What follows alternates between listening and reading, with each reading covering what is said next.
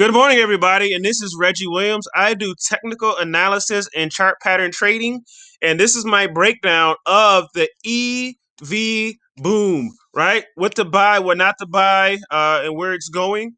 And today is December 23rd. This information should be relevant to the end of the year. Obviously, it changes on a daily basis, but again, apply it to your own filter system and trading style. Don't forget to like and subscribe because I drop a lot of videos as things start to move.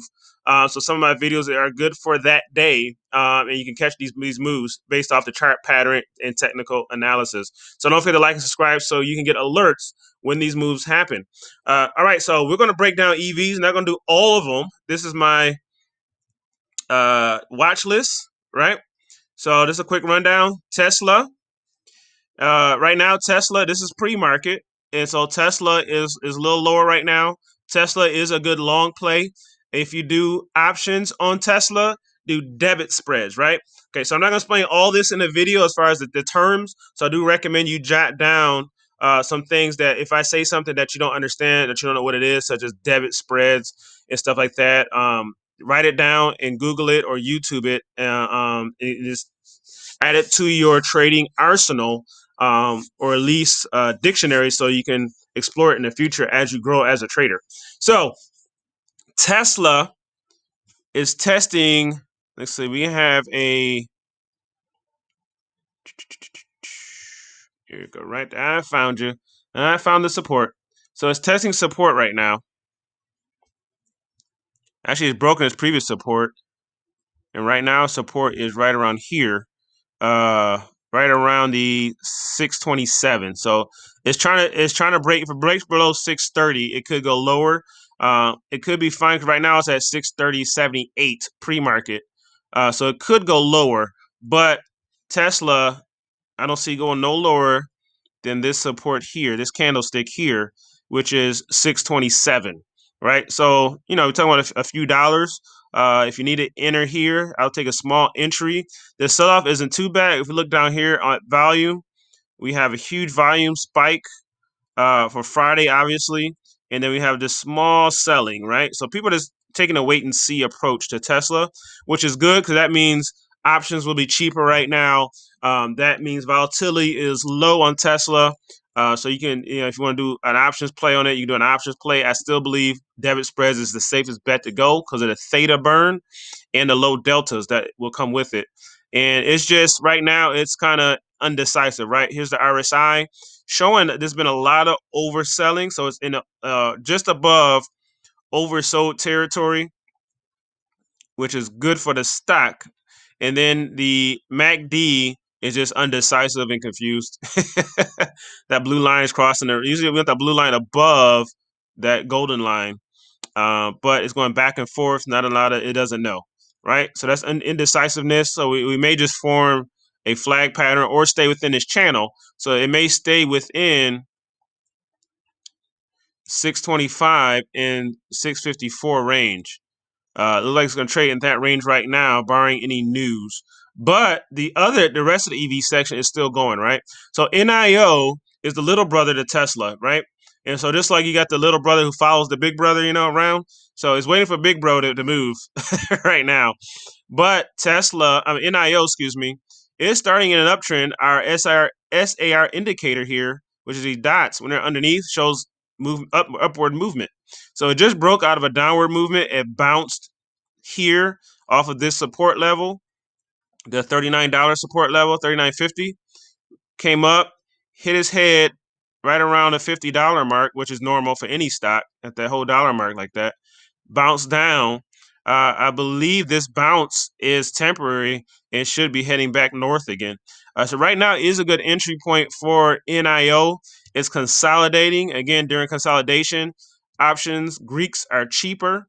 We've had a lot of buying in NIO. Actually looks better than Tesla.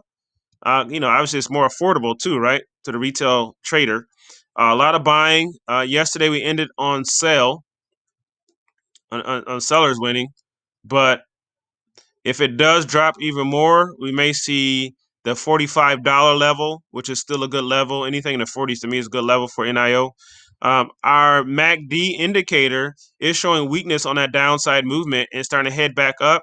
It's starting to flatten out though, which is a bit concerning, but just shows that we may just be trading in a range. RSI is heading towards overbought, in which the stock is overbought. So just be careful with NIO. I believe it should stay in the 40s. If you want to get it, you want to get it in the low 40s. If it hits the lower 40s, and we might see a bounce at 49 again. We'll see, but just keep an eye on it. But this is a good time to get in on NIO if you're long NIO. And we maybe start to see a formation of a flag pattern. We hit $57 is the all-time high, and let me show you. So a flag pattern, we get higher lows and lower highs, and it consolidates, right? So it came down here, boom, it's here, bounced, and so it may hit this support level here, bounce, and maybe heading north or just trading within this range up and down before it does head north again. So that's NIO. Workhorse, I believe, is a sleeping giant. We had huge buying yesterday of Workhorse. RSI isn't oversold, and MacD is Workhorse is a buy, man. Workhorse is a buy. Look at this. Straight up, the strong buying. So there's been a lot of volume in buying according to the RSI. Our volume here is starting to spike up every day. And I see, look, it's a breakout because it had this little range here between $21 and $20. It stayed within that range for a few days, and it now broke out. And even in pre-market, it's hitting this support line that I drew. So let's zoom in. See, it's hitting this green support line, and once it breaks it, it's off to the races because look, it's a huge gap here. So it's heading to $25. Workhorse is heading to $25. Eventually, we hope to hit the $29 mark and test $30, which would be good. But I believe it won't test $30 until Tesla and NIO gets to moving too, though. And Workhorse, so these three are strictly EV plays on the vehicles itself, right? Those Solo is a straight, EV itself. Solo is testing support at 763. So keep an eye on Solo. It's a nice cheap you want to get. Now, if you want to get into the infrastructure, right? So this is what's been moving this whole week is the batteries and the charging stations, because we know once Biden gets in office, there's going to be legislation and tax credits for EV charging stations and a push for clean energy. So solar and EV electric plays is the way to go. So plug moving pre-market.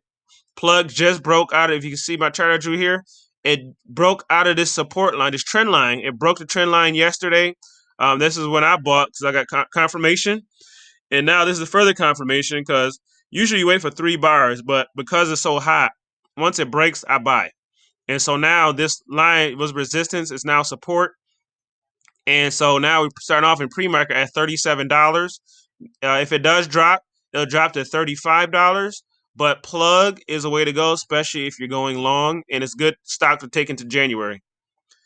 Blink, another same situation, is pulling back a little bit, down to $46 from $48. But another good one. That's a battery play. Plug is a battery play. Blink is a battery and charging station play. If you go to Blink's website, they've already got hundreds of charging stations set up and ready to go now.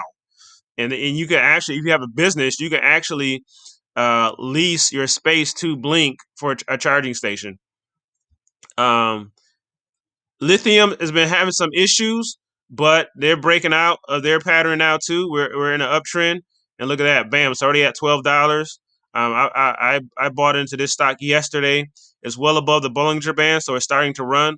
RSI says go, MacD says go.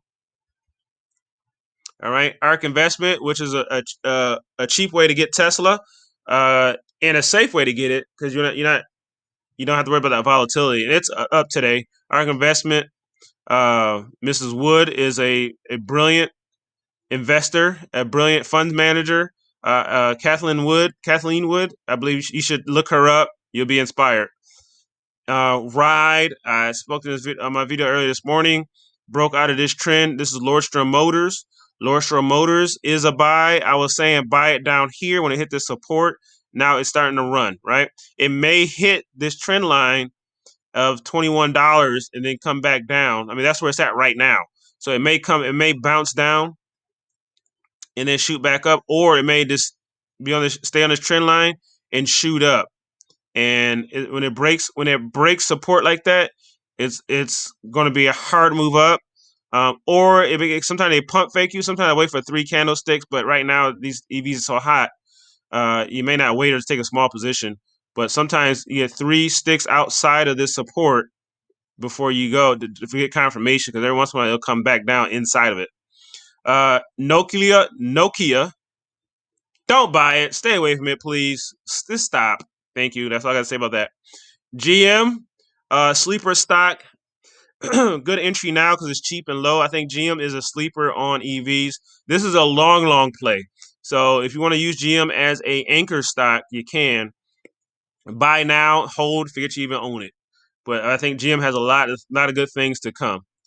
And so I'm not gonna go through all of these, but Lee is like, that's a stepchild. That's like the 4th string quarterback, Lee Motors, but it's riding support. So if you want to get in and wait for a pop, Lee Motors be where to go. Fuel Cell is one of the leaders in EV technology.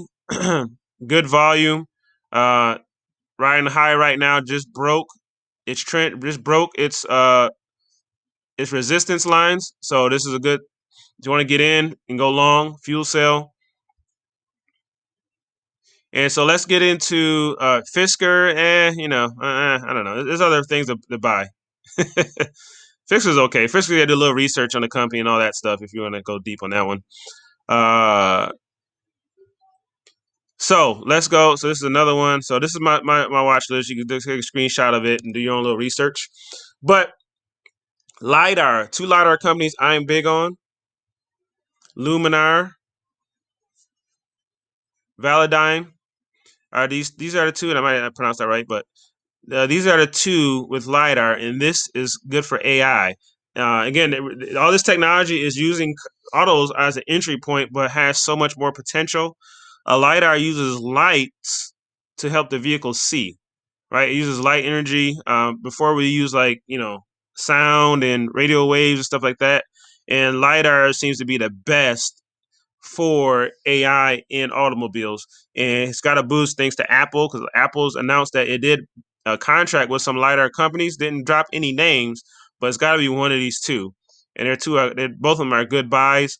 As you see, they're heading. Look at my trend lines, heading towards that $41 mark. We're at 37 right now, pre-market, 36 pre-market.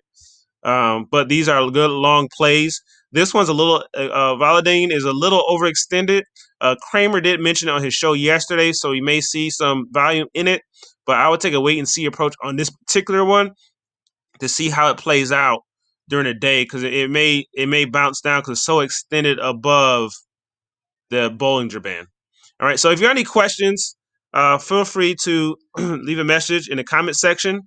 And then again, Apple, I actually put in my EVs because their announcement and just because of the tech. It's up there with Tesla, but Apple's a sleeping giant. Apple has cheap options right now, and the volume is in its favor. So leave a message in the comment section if you have any questions. Don't forget to like and subscribe so you can stay updated with all my videos. We'll see you on the next one.